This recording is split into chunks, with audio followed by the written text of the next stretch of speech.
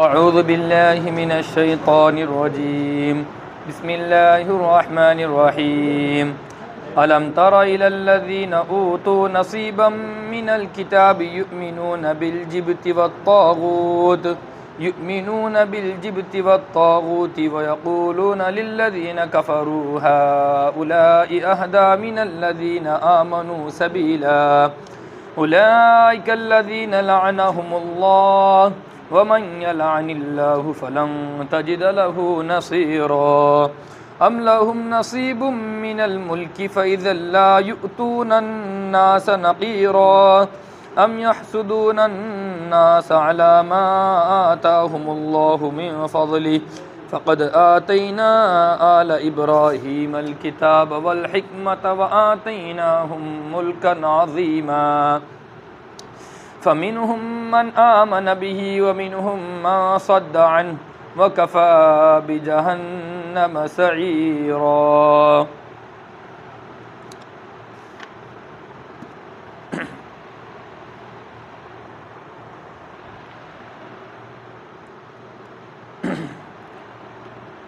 इन आयत मुक़द्दसा के अंदर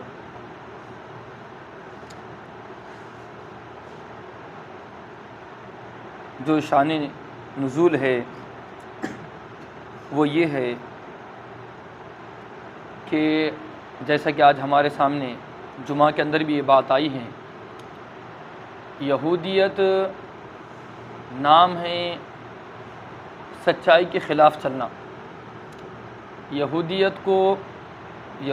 को सच्चाई से, इसी तरीक़े से अच्छाई से, इसी तरीक़े से इंसानियत से बहुत ज़्यादा चिढ़ है, क्योंकि उनके जहनों में और उनके दिमाग में ये बात बैठी हुई है कि अगर दुनिया में किसी को जीने का हक़ है तो वो कौन है?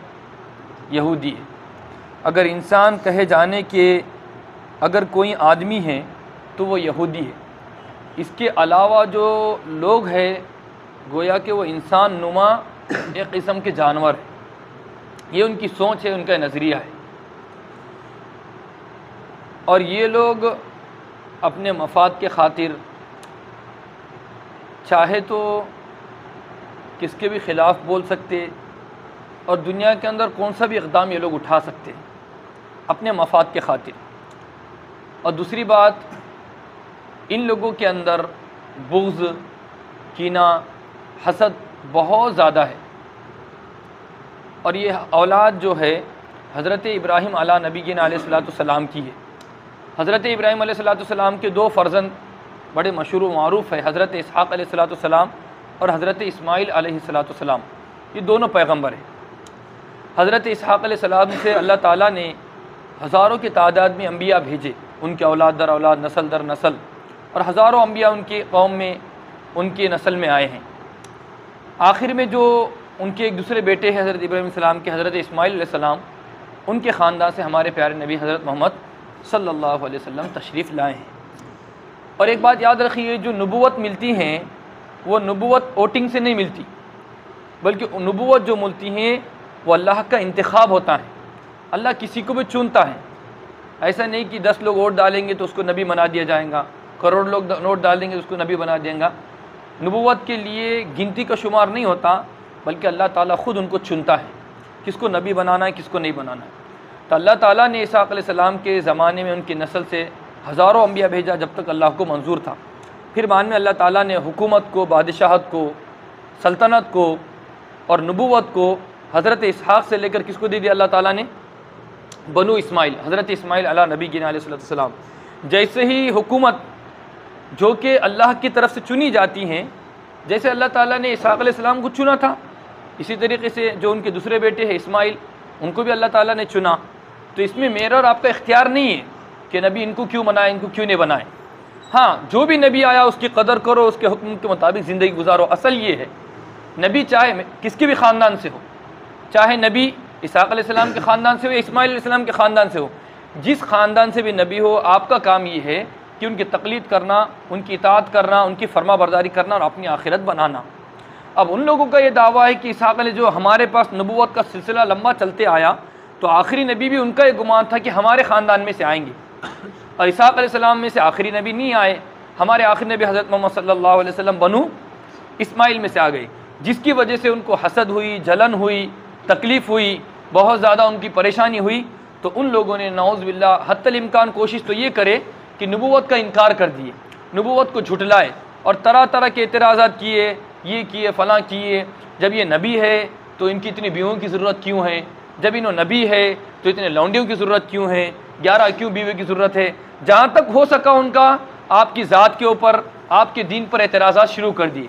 और अगर जब देखा उन्होंने कि ये इनके दीन पर एतराज़ करने के बावजूद भी तबलीग से, इस्लाम से, दीन से, अल्लाह की दावत से नहीं हट रहे हैं, तो उन्होंने दूसरा अगला कदम ये उठाया जिसको हमने आपके सामने जुम्मा में बयान किया कि नाउज़ बिल्लाह हमारे नबी के ऊपर पत्थर फेंक रहे थे, पत्थर डाल रहे थे। तो ये यहूदी हजरात की सिफत है कि वो लोग जहाँ तक हो सके इस्लाम को बदनाम करने की कोशिश करते हैं। जब उनसे ये भी नहीं हो पाता तो मुसलमानों को ख़त्म करने की कोशिश करते हैं। वही आज फ़लस्तीन के अंदर और हमारे मुसलमान भाइयों के साथ वो लोग कर रहे हैं। अल्लाह से दुआ है कि अल्लाह ताला हमारे फ़लस्तीनी भाइयों की मदद फरमाए। और दूसरी बात ये है कि जब उनकी बात नहीं मानी जाती तो वो अपनी बात को मनवाने के लिए, अपनी बादशाहत को बाकी रखने के लिए, अपनी चौधराहट को बाकी रखने के लिए, अपनी इज़्ज़त को, अपने वक़ार को बाकी रखने के लिए यहाँ तक कि वो इस्लाम से भी आगे निकल जाते। अगर उनसे कहा जाए इस्लाम को छोड़ दो तो इस्लाम छोड़ने के लिए तैयार है। अगर उनसे कहा जाए कि तुम अपना बाप बदल दो तो यहूदी उस पर भी राज़ हो जाएंगे, मैं बाप भी बदलने के लिए तैयार हूँ, तुम मुझे बादशाह दे दो, मैं अपना बाप बदलने के लिए भी तैयार हूँ, मैं आपको बाप बनाने के लिए तैयार हूँ। तो ये यहूदी सिफत है। जब ये यहूदी है और ये दावा करते हैं हम हज़रत मूसा अला नबी जी अलैहिस्सलाम और हमारी हैकल सुलेमानी जिसको हज़रत सुलेमान अला नबी जी अलैहिस्सलाम ने बनाया था, हम उनके मानने वाले हैं, वो हमारे पैगम्बर थे, हमारे नबी थे, हमारे ख़ानदान में आए थे। जब ये तुम्हारा दावा है, तुम उनके मानने वाले हैं, तो सुलेमान अलैहिस्सलाम ने किसकी इबादत किए थे? अल्लाह की इबादत किए थे, अल्लाह की बंदगी किए थे। जब सुलेमान अलैहिस्सलाम ने अल्लाह के सामने अपनी पेशियाँ झुकाए तो तुम किसके सामने झुकाओ? अल्लाह के सामने झुकाओ। इनका मामला ये नहीं है, जब इनका मफाद हासिल नहीं हुआ, अल्लाह की दरगाह से भी इनको नहीं, अल्लाह की दरगाह से भी ये लोग मायूस हो गए, अल्लाह से भी इन्होंने बदगुमानी अपने दिलों के अंदर पाल दी, अल्लाह के बारे में ज़बान अपनी खोल दी कि अल्लाह बखील होगा, नाउज़ बिल्लाहि मिन ज़ालिक। जब ये बातें करने लगी तो इनका मसला ये हुआ कि मदीना के मुनाफिकीन, मदीना के यहूदी मक्का के लोगों के पास आए, मक्का के लोगों के पास आए और उन लोगों से कहा, कुफ़ार मक्का से, अबू जहल से जो भी थे होंगे, उनसे ये कहा कि आप मदीना के ऊपर हमला करो, हम आपको सपोर्ट करेंगे, आप मदीना के ऊपर बमबारी करो, हम आपका साथ देंगे, आप मदीना के ऊपर हमला करो, हम आपके शाना बाशाना खड़े होंगे। ये तमाम बातें उनसे की। जब उनसे ये बातें हो रही थी तो जो कि अबू सुफियान अभी तक ईमान नहीं लाए थे, बाद में रज़ी अल्लाह ताला अन्हु बन गए, उन्होंने ये कहा कि देखो, अगर तुम इतना ही मोहब्बत का दावा कर रहे हो हमारे साथ, हालांकि तुम भी मुसलमान हो, यानी तुम्हारे नबी के ऊपर ईमान रखते हो, अल्लाह के ऊपर ईमान रखते हो, तुम इतना ज़्यादा मोहब्बत का दावा कर रहे हो, तो एक काम ये करो, जो हमारा लात है, उज़्ज़ा है, बूत है, इसके सामने सद्दा करके बताओ। तो ये जो दोनों यहूदी आए थे, काब बिन अशरफ और इसका नाम हुई इब्न अख्तब, तो ये दोनों ने बुत के सामने सजदा कर दिया। हालांकि असल यहूदियत की तालीम ये है क्या? मूसा अलैहिस्सलाम की तालीम है क्या अल्लाह के अलावा किसी को सजदा करना? इन दोनों ने सजदा कर दिया। क्यों? मफाद हासिल होने वाला है। और दूसरी बात, अबू सुफियान ने दूसरी बात ये कहा कि मुसलमान ज़्यादा सच्चे रास्ते पर है या हम? तो उन लोगों ने कहा कि मुसलमानों से ज़्यादा तुम सीधे रास्ते पर। हालांकि उनको मालूम है कि मुसलमान किसकी इबादत करते? अल्लाह की इबादत करने वाले हैं। मुसलमान अल्लाह ताला को हर हाल में अपना खुदा वहदहु ला शरीक लहू मानने वाले हैं। और ये जो कुफ़ार मक्का है, ये अल्लाह के साथ तो शिर्क करते थे, अल्लाह को मानते थे कि अल्लाह एक है, मगर अल्लाह ने अपने पार्टनर बनाए, लात को, उज़्ज़ा को, फलां को ये दे दिए, बारिश इसको दे दिए, बेटा इसको दे दिए, बेटी इसको दे दिए, कारोबार इसको दे दिए, नफ़ा इसको दे दिए, नुकसान ऐसा दे दिए। तो उन लोगों ने अल्लाह के साथ पार्टनर ठहरा दिए थे, अल्लाह को मानते थे वो लोग भी। तो उन लोगों ने कहा, जब उनसे पूछा अबू सुफियान ने कि भाई हम ज़्यादा हक पर है क्या मुसलमान? तो उन लोगों ने कहा कि मुसलमानों के मुकाबले में तुम सबसे ज़्यादा रास्ते पर हो, अच्छे रास्ते पर हो और सीधे रास्ते पर तुम हो। तो ये है यहूदियत। तो इसलिए मैंने आपसे कहा कि यहूदी अपनी मफाद के खातिर सब कुछ कर सकता है। वही बात अल्लाह ताला यहाँ से फरमा रहे, जब उन्होंने ये अमल किया तो अल्लाह ताला ने उनके ऊपर अपनी लानत फरमा दी है। अल्लाह ताला जिसके ऊपर लानत फरमाते हैं, अल्लाह के लानत का मतलब ये है कि अल्लाह के रहमत से, अल्लाह के करम से, अल्लाह के फैज़ान से, अल्लाह के फजल से, अल्लाह के इनायत से, अल्लाह की मेहरबानी से इंसान हमेशा हमेशा के लिए दूर हो जाता है। इस वजह से अल्लाह ताला ने उनके ऊपर फटकार नाजिल फरमा दी। ये एक मज़मून इसके अंदर ये बयान था, ये शान नुज़ूल। फिर बाद में अल्लाह ताला एक मजमून बयान फरमा रहे हैं कि अल्लाह ताला फरमा रहे कि देखो बादशाहत का देना नहीं देना ये किसके हाथ में है? मेरे हाथ में है। इसी तरीके से नबूवत किसको देना किसको नहीं देना ये भी किसके हाथ में है? अल्लाह के हाथ में है। ये तमाम मामला अल्लाह ताला के हाथ में है, तुम्हारे हाथ में नहीं है। अगर ये मामला तुम्हारे हाथ में होता तो तुम कभी भी बनु इस्माइल में नबी को नहीं भेजते। अगर तुम्हारे हाथ में होता नबी बनाना बादशाहत देना तो तुम बादशाहत को नबूवत को कभी भी बनु इस्माइल में नहीं देते। हालांकि बनु इस्माइल भी कौन है? हज़रत इब्राहीम अलैहिस्सलाम के बेटे हैं। जैसे इसहाक हज़रत इब्राहीम के बेटे हैं, इसी तरह इस्माइल भी किसके बेटे हैं? हज़रत इब्राहीम अलैहिस्सलाम के हैं। तो अगर नबूवत का देना नहीं देना तुम्हारे हाथ में होता तो कभी भी तुम नबूवत को और इसी तरीके से हुकूमत को बनु इस्माइल में नहीं देते। वही अल्लाह ताला यहाँ से बयान फरमा रहे हैं।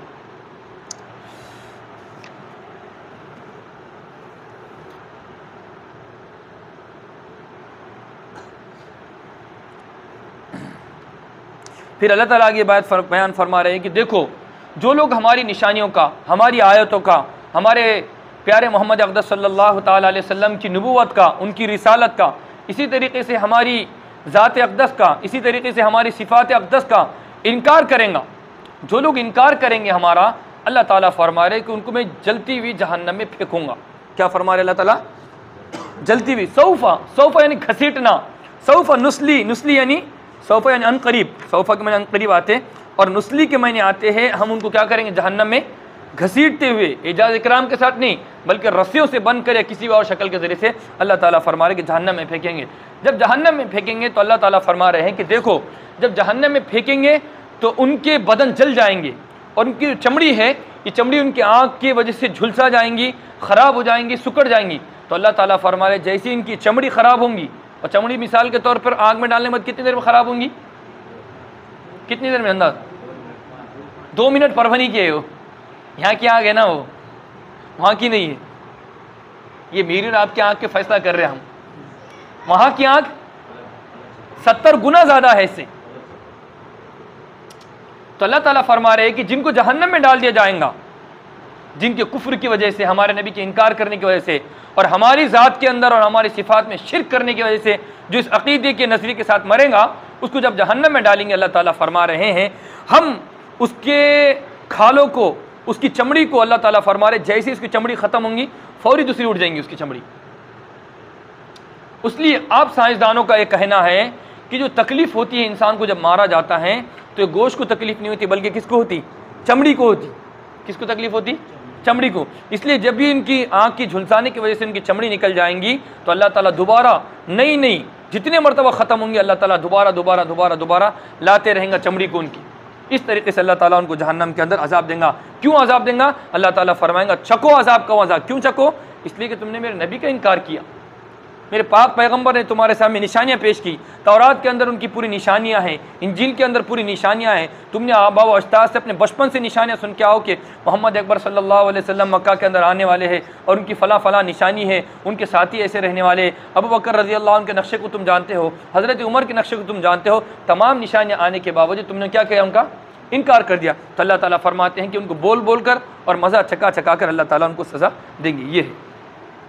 फिर बाद में जब जहन्नम का जिक्र हो गया तो अल्लाह ताला यहाँ पर जन्नतियों का जिक्र फरमा रहे हैं कि अल्लाह ताला फरमा रहे हैं कि देखो इसके मुकाबले में जो लोग मोहम्मद अक़दस सल्लल्लाहु अलैहि वसल्लम की तक़लीद करेगा और आप सल्लल्लाहु अलैहि वसल्लम की पैरवी करेगा, चाहे खुशी हो, चाहे गमी हो, चाहे तंगी हो, चाहे खुशहाली हो, हर हाल में आप सल्लल्लाहु अलैहि वसल्लम के नक्श कदम पर चलने की कोशिश करेगा और अल्लाह ताला को वहदहु ला शरीक लहू ज़ात के अंदर भी, सिफ़ात के अंदर मानेगा और नबी पाक सल्लल्लाहु अलैहि वसल्लम को तमाम मसाइल में पैरोकार, तमाम मसाइल में अपना मुक़्तदा मानेगा। अल्लाह ताला फरमाने के अगर जो ऐसे लोग होंगे जो लोग ईमान भी लाएंगे और नेक अमाल भी करेंगे। शर्त है ईमान पूरा फ़ायदा जब देगा जब उसके साथ आमाल साले हो। वैसा फ़ी नफ्सी ईमान तो बिल्कुल फ़ायदा देगा, अमल रहो मत रहो ईमान फिर भी फ़ायदा देगा मुसलमान को।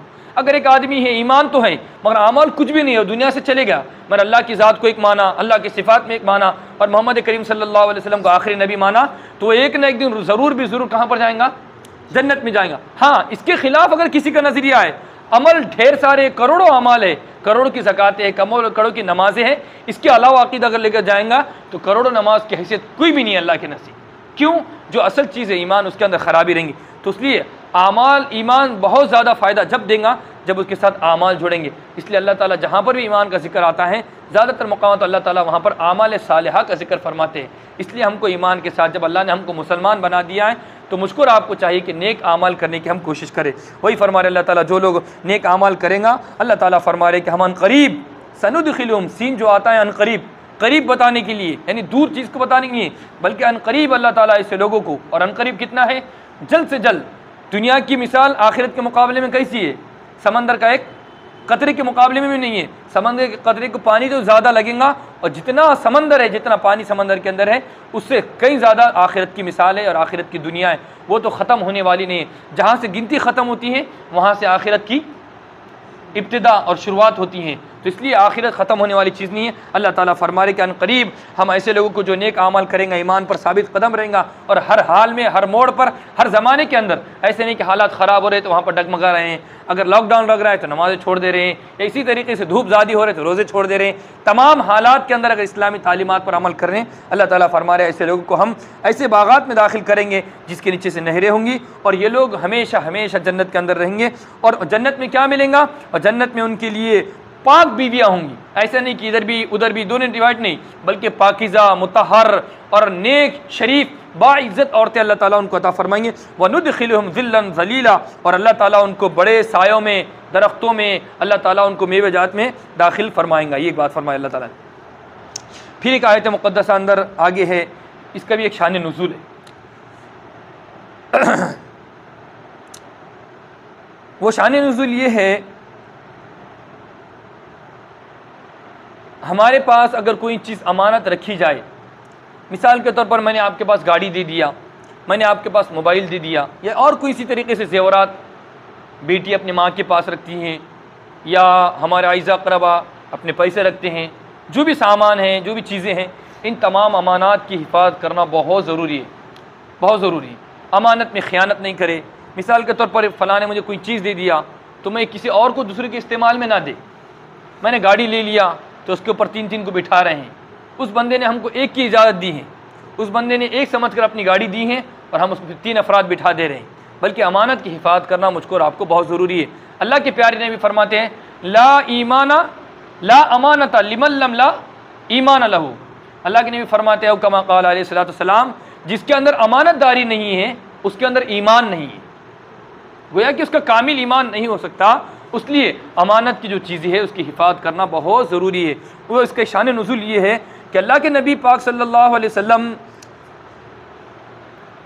जब आपने मक्का को फ़तह नहीं किया था, उससे पहले काबतुल्लाह की चाबी एक ख़ानदान के पास रहती थी, इसी तरीके से पानी पिलाने की एक ख़ानदान की ज़िम्मेदारी थी, मेहमानों का इकराम करना एक ख़ानदान की ज़िम्मेदारी थी, किसी का शिकाया था, किसी का है तो इजाबत था। ये तमाम के तमाम उनके अंदर काम बांटा हुआ था। जो लोग मक्का के अंदर आते थे, जिनके अंदर जिन लोगों के पास मक्का मुकर्रमा बैतुल्लाह शरीफ की चाबी रहती थी, वो हज़रत उस्मान बिन तलहा एक शख्स था, उनके पास उनके ख़ानदान में चाबी रहती थी। तो अल्लाह के नबी पाक सल्लल्लाहु अलैहि वसल्लम ने हज़रत उस्मान बिन तलहा से कहा कि ईमान लाओ। तो नऊज़ बिल्लाह उन्होंने मजाक उड़ाया और कहा कि मैं ईमान नहीं ला सकता। और ये उस्मान बिन तलहा पीर के दिन और जुमेरात के दिन मक्का मुकर्रमा जो बैतुल्लाह शरीफ है, अल्लाह का घर है, उसको खोल देते थे। लोग आते थे, उसके अंदर ज़ियारत करते थे, नमाज वगैरह जो भी है पढ़ते थे, एक दरवाजे से गए और एक दूसरे से निकल जाते। तो उस मौके पर उस्मान बिन तलहा से अल्लाह के नबी ने कहा, उस्मान एक वक्त आएगा कि बैतुल्लाह की चाबी किसके पास रहेंगी? मेरे पास रहेंगी। तो हज़रत उस्मान ने ये कहा कि ये जब होगा जब हम कुफ़ार मक्का बर्बाद हो जाएंगे, उस वक्त जब हम बर्बाद हो जाएंगे, जब हम हलाक हो जाएंगे, जब हमारे हालात ख़राब हो जाएंगे, तभी ये चाबी आपके पास आ सकती, वरना नहीं आ सकती। तो अल्लाह के नबी ने फरमाया ऐसा नहीं होगा, बल्कि तुम खुशहाल रहेंगे, इससे ज़्यादा अच्छी हालत में रहेंगे, तब ये चाबी मेरे पास होंगी। बस ये बात हुई थोड़ी बहुत और अल्लाह के नबी वहाँ से निकल गए। फिर अल्लाह के नबी पाक सल्लल्लाहु अलैहि वसल्लम ने जब मक्का को फ़तह किया, और कैसे फ़तह किया, ना उसके अंदर कोई खून खराबा हुआ, ना कोई झगड़ा हुआ, ना कोई भूख हड़ताल हुई, ना कोई दहशतगर्दाना हमला हुआ, ना ही कोई किसी को तकलीफ़ पहुँचाई गई, बल्कि अल्लाह के नबी पाक सल्लल्लाहु अलैहि वसल्लम ऊँट पर तशरीफ़ फरमाए, बड़ी ही तवाज़ु के साथ, बड़ी ही आजिज़ी के साथ मक्का मुकर्रमा के अंदर दाखिल हुए। और अल्लाह के नबी ने सबसे फरमा दिया, आज मैं सबको माफ़ करता हूँ, जो जहाँ पर रहेगा, जो हथियार छोड़ देगा और अबू सुफियान के फला के घर में भी दाखिल हो जाएगा, सबके लिए अल्लाह के नबी ने माफ़ी का ऐलान फरमा दिया। और हमारे नबी पाक सल्लल्लाहु अलैहि वसल्लम ने तमाम के दिलों को फतह फरमा दिया। फिर लोगों ने वराइत अन्नास यदखुलूना, क्या है इसके आगे, फ़ी दीनिल्लाहि अफ़वाजा, फिर लोग जौक दर जौक, गिरोह दर गिरोह, जमात दर जमात लोग इस्लाम में दाखिल होते रहे। ये मक्का मुकर्रमा के बाद की बातें हैं। जब ये बात आप सल्लल्लाहु अलैहि वसल्लम ने फरमा दी, मक्का मुकर्रमा फ़तह हुआ, तो हज़रत तलहा, उस्मान बिन तलहा सामने आए। तो हज़रत अली रज़ी अल्लाह तआला अन्हु ने उससे चाबी छीन ली। फरमाया तू काफिर है, तू मुशरिक है, तेरे पास अल्लाह के घर की चाबी नहीं रह सकती, ये अल्लाह का घर है और ये ईमान वालों का हक़ है, मुत्तक़ियों का हक़ है, या भी चाबी तेरे पास नहीं रहेंगी। उस्मान बिन तलहा अल्लाह के नबी के दरबार में आए और अर्ज़ किया, या रसूलल्लाह मेरी चाबी फ़लाँ ने ले लिए। जब अल्लाह के नबी पाक सल्लल्लाहु अलैहि वसल्लम चाबी खोलने के बाद मक्का मुकर्रमा के अंदर जैसे ही दाखिल हुए, हज़रत उमर रज़ी अल्लाह तआला अन्हु फरमाते, जब अल्लाह के नबी काबे मक्का मुकर्रमा के अंदर अल्लाह के घर के अंदर दरमियान में थे, उस वक्त आयत करीमा नाजिल हुई, इन्नल्लाह यअमुरुकुम अन तुअद्दुल अमानाति इला अहलिया। फरमाया जिसका जो हक़ है, जिसकी जो चीज़ है, उसको उसकी चीज़ लौटा दो। जब यह आयत करीमा जब अल्लाह के नबी पास पर नाजिल हुई, तो अल्लाह के नबी फरमाया उस्मान बिन तलहा कहाँ पर है। अब वो तो शर्मिंदा हो गए थे, इसलिए कि अल्लाह के नबी से वो बहस मुबाहिसा, गोया कि नऊज़ बिल्लाह नबी की शान में गुस्ताखी किए थे उस मौके पर, और अल्लाह के नबी को चाबी नहीं दिए थे। उस्मान बिन तलहा सर नीचे झुकाए खड़े हुए थे। अल्लाह के नबी ने फरमाया कि उस्मान बिन तलहा, और अली से फरमाया अली चाबी तुम दे दो। हज़रत अब्बास भी चाबी मांग रहे थे, हज़रत अली भी चाबी मांग रहे थे। अल्लाह के नबी ने फरमाया अली ये तुम्हारा भी हक़ नहीं है, और अपने चचा से फरमाया आपका भी हक़ नहीं है, बल्कि ये हक़ किसी का है तो उस्मान बिन तलहा का है। ये इनके ख़ानदान में चाबी रहेंगी, इनकी नस्ल दर नस्ल चाबी रहेंगी। जो भी उस्मान बिन तलहा से चाबी लेंगा वो आदमी जालिम रहेगा। क्या फरमाया अल्लाह के नबी ने, जो भी उस्मान बिन तलहा से चाबी को छीनेगा, ये इनका हक़ है, अल्लाह ने इनको ये अमानत दिया है, जो इस अमानत को छीनेगा वो जालिम होगा और काफिर होगा। मुफ्ती सईद साहब रहमतुल्लाह अलैह ने अपनी किताब के अंदर लिखा, ऐसा आदमी काफिर रहेगा और जालिम रहेगा जो उस्मान बिन तलहा रज़ी अल्लाह तआला अन्हु से उस चाबी को छीनेगा। माने उस्मान बिन तलहा रज़ी अल्लाह तआला अन्हु ने ईमान ला लिया, और आज भी अल्हम्दुलिल्लाह उन्हीं के नस्ल के अंदर वो उस्मान बिन तलहा रज़ी अल्लाह तआला अन्हु के ख़ानदान के अंदर चाबी आज भी वो चीज़ चाबी मौजूद है। वही आयत करीमा नाजिल हुई हैं। इसलिए अमानत के सिलसिले में हमको भी चाहिए कि इसके अंदर ख़यानत ना करें, बल्कि जो जिसकी अमानत है उसको अदा करने की कोशिश किया करें।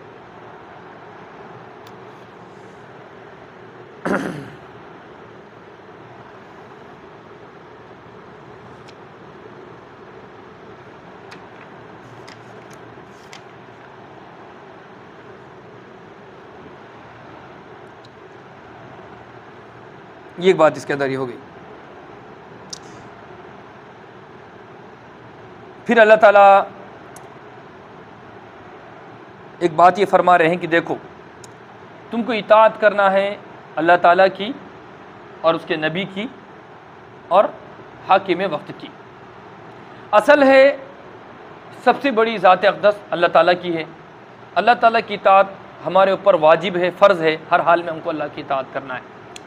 और ठीक इसी तरीके से पैगम्बर आज़म सल्लल्लाहु अलैहि वसल्लम जो है उनकी भी इताअत हर हाल में हमको और आपको करना है। अगर इन्हीं दोनों शख्सियात की वजह से मेरी और आपकी नजात का मदार है, इसलिए अल्लाह की इताअत और नबी की इताअत हर हाल में करना है। एक आगे जुमला है वह उलिल अम्री मिनकुम, और हाकिम वक्त जो रहेगा, जो इस्लाम को नाफिज करेगा, जो मुसलमानों का बादशाह रहेगा, अल्लाह ताला फरमा रहे कि तुमको इनकी भी इताअत करना है। कब करना है?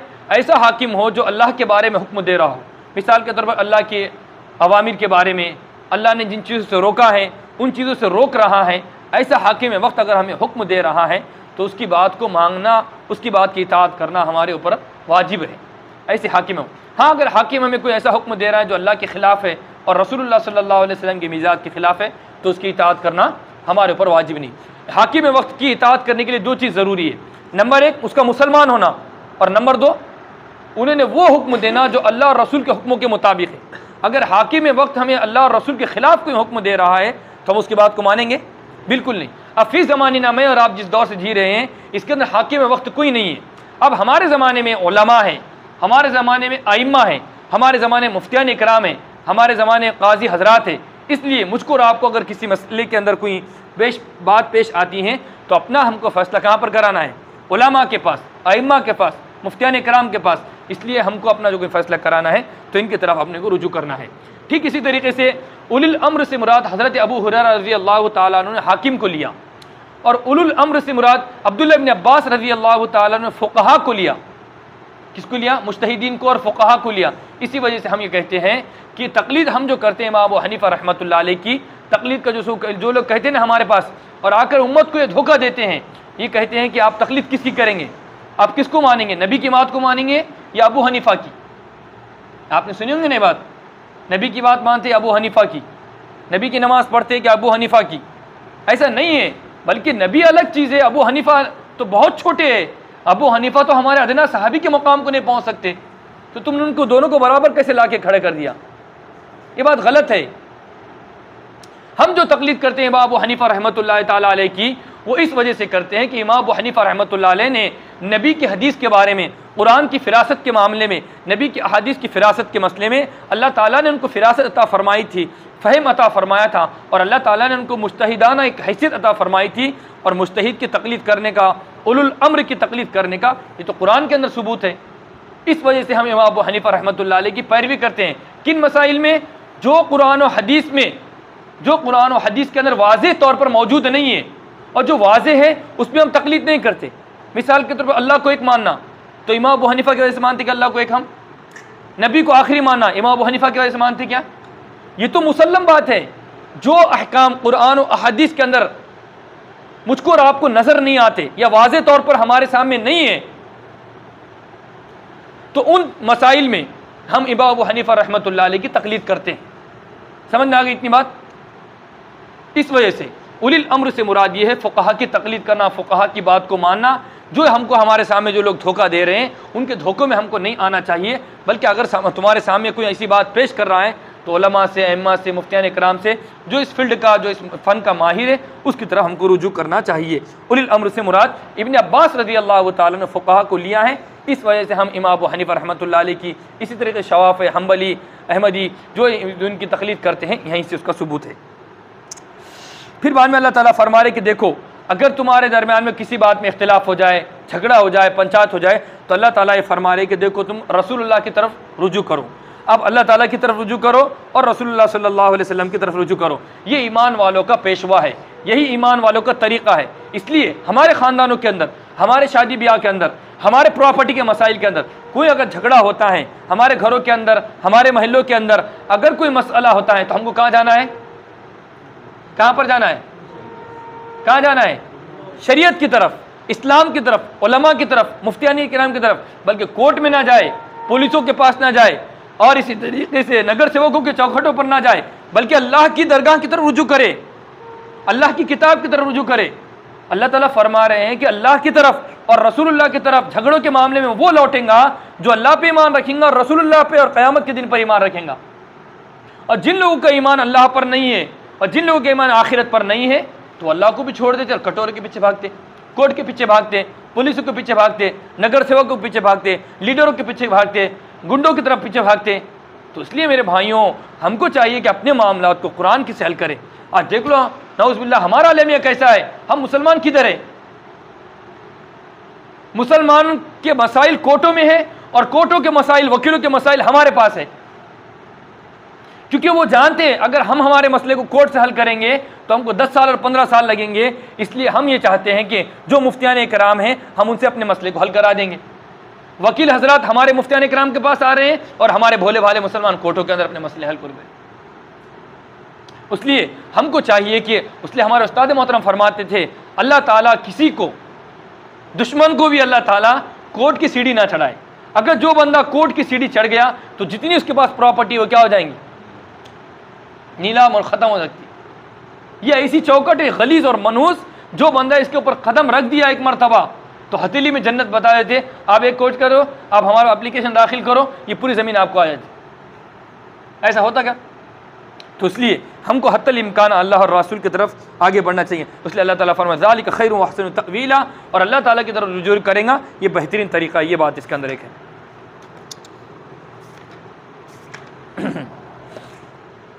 और एक आगे शान नुज़ूल है।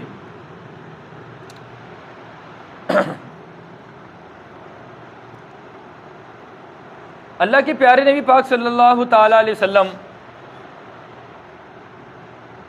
के सामने असल हुआ ये, एक मुनाफिक का और एक यहूदी का झगड़ा हो गया ज़मीन की और प्रॉपर्टी के सिलसिले में।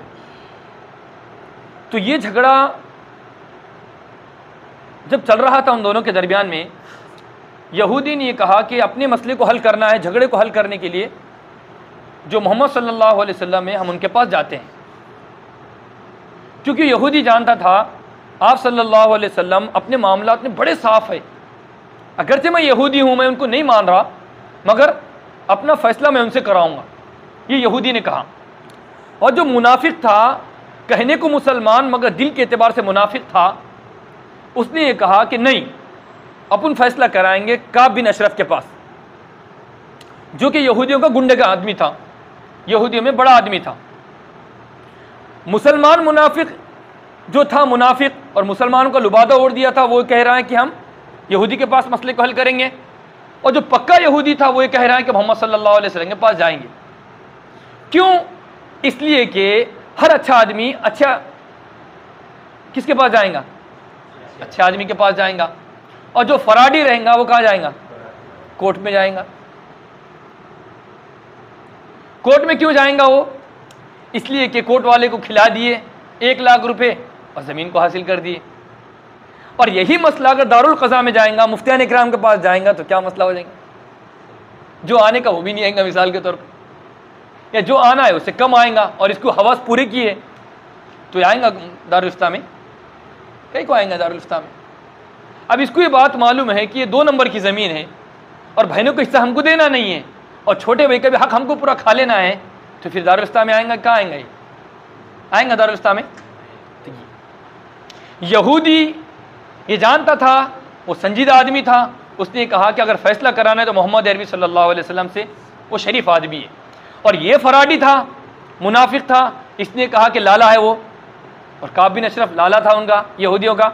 उसने कहा कि मैं लाला से हल करा दूंगा और लाला को थोड़ा बनमुट्ठी दे दूंगा और मसला हल करा दूंगा। और उनके पास बनमुट्ठी बहुत चलती थी। जब ये मामला होगा अलगर्ज, वो यहूदी जीत गया। उसने कहा कि चलो, जब आप सल्लल्लाहु अलैहि वसल्लम के दरबार अक़दस के अंदर ये मामला आया, अल्लाह के नबी के सब जब मामला आया, तो अल्लाह के नबी ने फरमाया कि भाई फैसला ये है कि इस यहूदी की ज़मीन है, आपके हक़ में फ़ैसला हो गया, ये आपकी ज़मीन थी। जब आपने दोनों के मामलात को सुन लिया, जब ये मामला हो गया, तो जो मुनाफिक था और बज़ाहिर मुसलमान ज़ाहिर कर रहा था, तो उसने कहा कि नहीं नहीं नहीं नहीं नहीं, ऐसा करते हैं कि हज़रत उमर के पास जाएंगे फ़ैसले के वास्ते डबल से। तो उसने कहा कि भाई बड़ी हस्ती है, ज़ात अक़दस है, उन्होंने मसले को हल कर दिया। नहीं नहीं नहीं, बोले एक बार उमर के पास जाएंगे, एक बार उनके पास हल करेंगे। वो हज़रत उमर रज़ी अल्लाह तआला अन्हु के पास आ गए मामले को लेकर। जैसे हज़रत उमर रज़ी अल्लाह तआला अन्हु के पास आए, तो उसने जल्दी से चुपके से ये कह दिया यहूदी ने, हज़रत बोले हमने फ़ैसले को पहले हल करा दिया दारुल इफ्ता से, हमने पहले ये मुफ्ती आज़म सल्लल्लाहु अलैहि वसल्लम से, काजी आज़म, शार आज़म हज़रत मोहम्मद सल्लल्लाहु अलैहि वसल्लम से पहले हमने मसले को हल फरमा दिया। जब ये बात हो गई तो हज़रत उमर ने पूछा, ए मुसलमान, जो कि मुनाफिक था, उससे पूछा कि क्या ये बात सही कह रहा है? तो उसने कहा कि हाँ, हम पहले आप सल्लल्लाहु अलैहि वसल्लम से मसले को हल करा दिए। जब आपने बात सुनी कि आप सल्लल्लाहु अलैहि वसल्लम ने यहूदी के हक़ में फ़ैसला सुना दिया, फिर भी ये मेरे पास आए हैं, तो हज़रत उमर रज़ी अल्लाह तआला अन्हु ने कहा थोड़ी देर आप तशरीफ़ रखिए, यहाँ रुकिए। उनसे कहा कि आप यहाँ पर रुकिए, और हज़रत उमर रज़ी अल्लाह तआला अन्हु अपने घर के अंदर गए।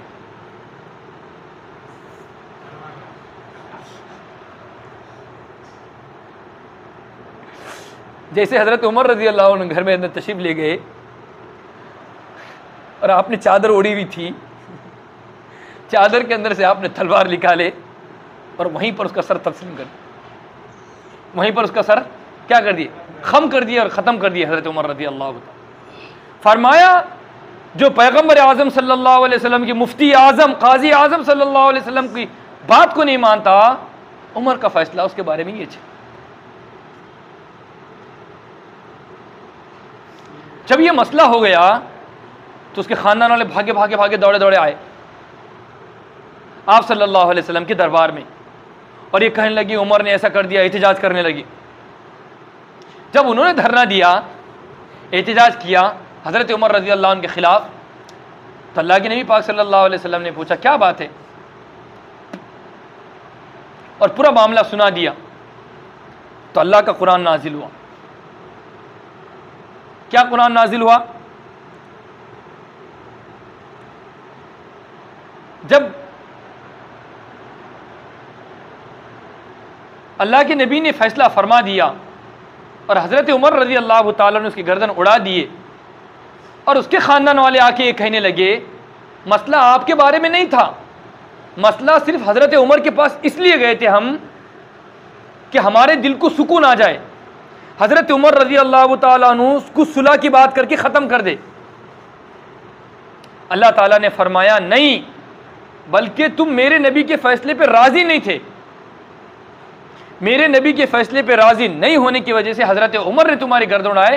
तो हज़रत उमर रज़ी अल्लाह अन्हु की ताईद अल्लाह के कुरान ने नाजिल फरमा दिया, फरमाया कि उमर ने जो किया है वह सच किया है, ये लोग झूठ बोलते हैं। ये अल्लाह का कुरान नाजिल हो गया। तो इसलिए हमको चाहिए अपने दिल के अंदर कोई खोट नहीं रखें। ये हम मुसलमानों को भी सबक है। जब हमारे बारे में, शरीयत के बारे में जो कानून आ गया, जो कुर्बानी के ताल्लुक़ से हमें जो हुक्म आ गया, जो कुरान ने हमको, अल्लाह रसूल ने कह दिया कि ये चीज़ तुमको करना है, पर्दा तुमको करना है, हमारी माओ बहनों को तो पर्दा करना है, मिसाल के तौर पर, और दूसरा कोई हुक्म है तुमको कुर्बानी करना है तो करना है। इस्लाम में कुर्बानी क्यों है, और इसी तरीके से इस्लाम में पर्दा क्यों है, इस्लाम में टखनों से ऊपर पैजामा रखना क्यों है, इस्लाम में टोपी क्यों है, इस्लाम में दाढ़ी क्यों है, इस्लाम में फला क्यों है, ये सब बातें नहीं चली। बल्कि रसूलुल्लाह सल्लल्लाहु अलैहि वसल्लम ने हमारे लिए जो बात फरमा दी है उसके बारे में एक खोट भी हमारे अंदर नहीं रहना। अगर हमारे अंदर खोट है तो हम कामिल ईमान वाले और कामिल मुसलमान नहीं हो सकते फिर। तो यही बात अल्लाह ताला फरमा रही कि देखो अगर ऐसा कोई मसला रहेगा तो हज़रत उमर रज़ी अल्लाह उनकी तलवार उसका फैसला फरमाएंगे कि इसके अंदर ये वाक़या था। बस ना,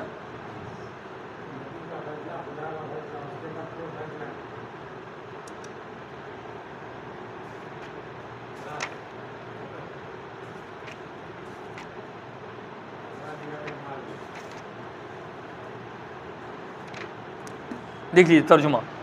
अलम तरा इलल लज़ीना ऊतू नसीबम मिनल किताब युमिनून बिल जिब्ति व तागूति व यक़ूलूना लिल्लज़ीना कफ़रू हाउलाइ अहदा मिनल लज़ीना आमनू सबीला। ए पैगम्बर आज़म, क्या आपने उन लोगों को नहीं देखा जिनको किताब दी गई थी तौरात, कि ये लोग है तो बुत परस्ती पर ईमान लाते हैं और सरकशों पर ईमान लाते हैं। बुत परस्ती यानी सुफियान ने जो कहा कि तुम बुत को सजदा करके बताओ, तो करा कि नहीं करा उसने? काब बिन अशरफ ने सजदा किया। व तागूती व यक़ूलूना लिल्लज़ीना कफ़रू हाउलाइ अहदा। और तागूत किसको बोलते हैं? तागुत इसको बोलते हैं जिसके पास ताकत है, असलिहा है, उसके सामने झुक जाना। आज भी देखिए ना, क्या कुछ मुसलमान ऐसे हो गए और कुछ लोग वो हो गए, अगर जिसकी गवर्नमेंट आ गई, जिसका पल्ला भारी हो गया, उसके गीत गाना शुरू, हमारे ऊपर अल्लाह की रहमत है, फला आ गए तो बहुत बड़ा मुसलमानों के ऊपर एहसान है, फला आ गए। इसको तागुत कहते हैं। हर एक के सामने झुक जाना। बज़ाहिर वो किसी के बुत के सामने, मंदिर के सामने सजदा नहीं कर रहे, पर बज़ाहिर किसको सजदा कर रहे? वो बड़े बड़े दज्जालों को, बड़े बड़े हुक्मरानों को, बड़े बड़े जालिमों को, बड़े बड़े जाबिरों को, ऐसे लोगों को सजदा कर रहे हैं, ऐसे लोगों की इताअत कर रहे हैं जो मुसलमानों के दुश्मन हैं। तागूत व यक़ूलूना, और वो लोग कहते हैं उन काफिरों से कि मुसलमानों से ज़्यादा बेहतर कौन है? तुम हैं। उलाइका अल्लज़ीना लअनहुमुल्लाह, अल्लाह ताला फरमाते हैं ऐसे लोगों पर अल्लाह ताला की लानत हो। और जिस शख्स के ऊपर अल्लाह ताला की लानत हो जाएंगी, दुनिया में उसको कोई सुकून नहीं मिलेगा और दुनिया में कोई उसको पनाह की जगह नहीं मिलेंगी। अल्लाह ताला फरमाते अम लहुम नसीबुम मिनल मुल्की फ़इज़ा ला युअतूना अन्नास नक़ीरा। अल्लाह फरमाते अगर यहूदियों के हाथ में हुकूमत होती है, नबूवत होती, तो ये लोग दूसरे लोगों को ना नबूवत देते और ना ही क्या देते? बादशाहत देते।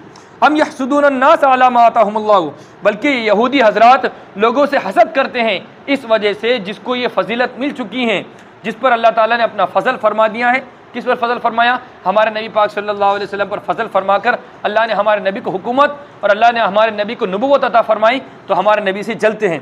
फ़क़द आतेना, ठीक इसी तरीके से अल्लाह ताला ने इब्राहीम अलैहिस्सलाम के औलाद को हिकमत अता फरमाई थी, नबूवत अता फरमाई थी।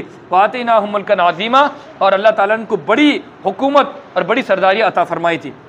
अल्लाह ताला फरमा रहे हैं फ़मिनुम मन आमन बिही, बस यहूदियों में से कुछ वो है जो ईमान लाने वाले हैं, और यहूदियों में से बाज़, यानी बाज़ नहीं बल्कि ज़्यादा से ज़्यादा यहूदी वो है जो जिन लोगों ने ईमान नहीं लाए। वो कफ़ा भी जहन्नम सईरा, और इनके लिए दहकती आग और जलती हुई आग इनके लिए काफ़ी है। इन्नल्लज़ीना कफ़रू, और बिलाशुबा वो लोग जो हमारी आयतों का इनकार करते हैं, हम उनको जहन्नम के अंदर घसीट लेंगे जल्द ही। कुल्लमा, जब वो जहन्नम में डाले जाएंगे, जब उनकी खालें पिघल जाएंगी, तो अल्लाह ताला फरमा रहे कि उनकी खालों को हम बदल देंगे, गैरहा, उसके अलावा। क्यों बदलेंगे? लियज़ूक़ुल अज़ाब, ताकि उनको जहन्नम का मज़ा चखाए। इन्नल्लाह काना अज़ीज़न हकीमा, और अल्लाह ताला ज़बरदस्त हिकमत वाले।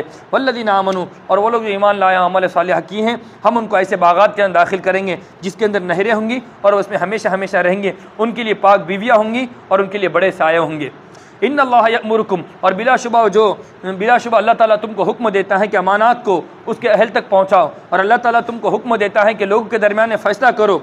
और जब तुम लोगों के दरमियान में फ़ैसला करो तो बराबरी का फ़ैसला करो, इंसाफ के वास्ते फ़ैसला करो। इसलिए अगर किसी के बारे में फ़ैसला करना है, किसी प्रॉपर्टी के मामले में, किसी झगड़े के मामले में, इसलिए अपने भाइयों को, इसमें अपने ओहदे को, इसके अंदर अपने ख़ानदान को नहीं देखना चाहिए, बल्कि जो इंसाफ है, जो हक़ है, उसके मुताबिक मुझको और आपको फ़ैसला करना है। जैसे हज़रत उमर रज़ी अल्लाह तआला ने फ़ैसला किया था।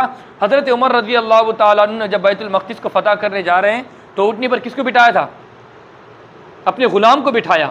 क्यों बिठाया ग़ुलाम को? इसलिए कि वहाँ पर उस मौके पर किसके बैठने की बारी थी? ग़ुलाम के बैठने की बारी थी। इसलिए हज़रत उमर रज़ी अल्लाह ने इंसाफ का फ़ैसला फरमाया कि नहीं, अगरचे कि यहूदियत में ईसाई लोगों के सामने जाने का वक्त है, मगर इसके बावजूद तुम सवारी पर बैठो, मैं तुम्हारी घोड़े की नकील को पकड़ूंगा, तुम्हारे घोड़े की रस्सी को पकड़ूंगा, ऊँट की रस्सी को पकड़ूंगा। और बैतुल मक़दिस को वैसे ही हज़रत उमर रज़ी अल्लाह तआला ने फ़तह किया है। इसलिए इंसाफ को नहीं छोड़ना चाहिए। इन्नल्लाह निअम्मा यइज़ुकुम बिही, और अल्लाह ताला तुमको नसीहत करता है। इन्नल्लाह काना समीअन बसीरा, और अल्लाह ताला बड़ा सुनने वाला है, देखने वाला है। या अय्युहल्लज़ीना आमनू अतिउल्लाह व अतिउर रसूल, ए ईमान वालों अल्लाह की मानो और अल्लाह के रसूल की मानो, और उलिल अम्रि मिनकुम, और अपने हाकिम के और मुज्तहिद की मानो। फ़इन तनाज़अतुम फ़ी शैइन, बस अगर तुम इख्तिलाफ़ करने लगो किसी चीज़ में, फ़रुद्दूहु, तो उस मामले को लौटाओ किसकी तरफ? अल्लाह की तरफ और रसूल की तरफ। अगर तुम ईमान वाले हो तो इससे मालूम क्या हो रहा? जो ईमान वाला होगा, जो अल्लाह को एक मानने वाला होगा और आखिरत के दिन पर जिसका ईमान होगा, वो कोर्ट के चक्करों में नहीं जाएगा। वो है तो जालिम और जाबिरों के पास नहीं जाएगा, बल्कि मुफ्तियान किराम के पास, उलमा के पास, कुरान के पास, हदीस के पास आएगा। ज़ालिका खैरुन व अहसनु तअवीला।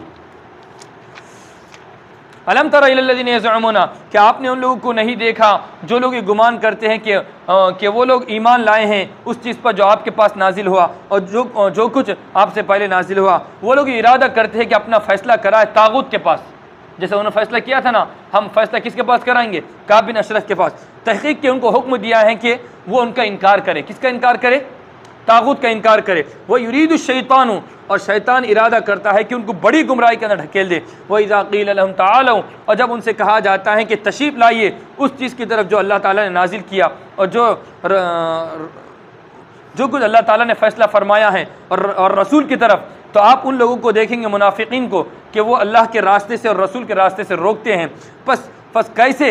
जब उनके बारे में मुसीबत नाजिल हुई, जो कुछ उनके हाथों ने किया था, फिर वो आपके पास कसम खाकर आते हैं, कहते हैं कि हमने इरादा नहीं किया था मगर नेकी का।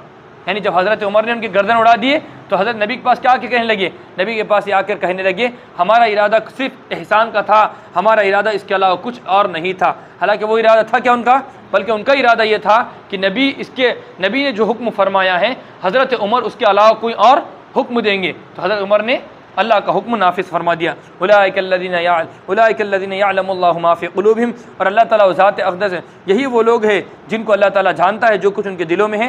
फ़अरिज़ अन्हुम, ए पैगम्बर आज़म आप उनसे एराज़ कीजिए, उनको नसीहत कीजिए। वक़ुल लहुम फ़ी अनफुसिहिम क़ौलन बलीग़ा, और आप उनसे बेहतरीन और बलीग़ बात इरशाद फरमा दीजिए। अल्लाह ताला से दुआ है कि अल्लाह ताला मुझको और आपको कुरान और हदीस के मुताबिक अपनी ज़िंदगी गुजारने की तौफ़ीक़ नसीब फरमाए। सुब्हानअल्लाह।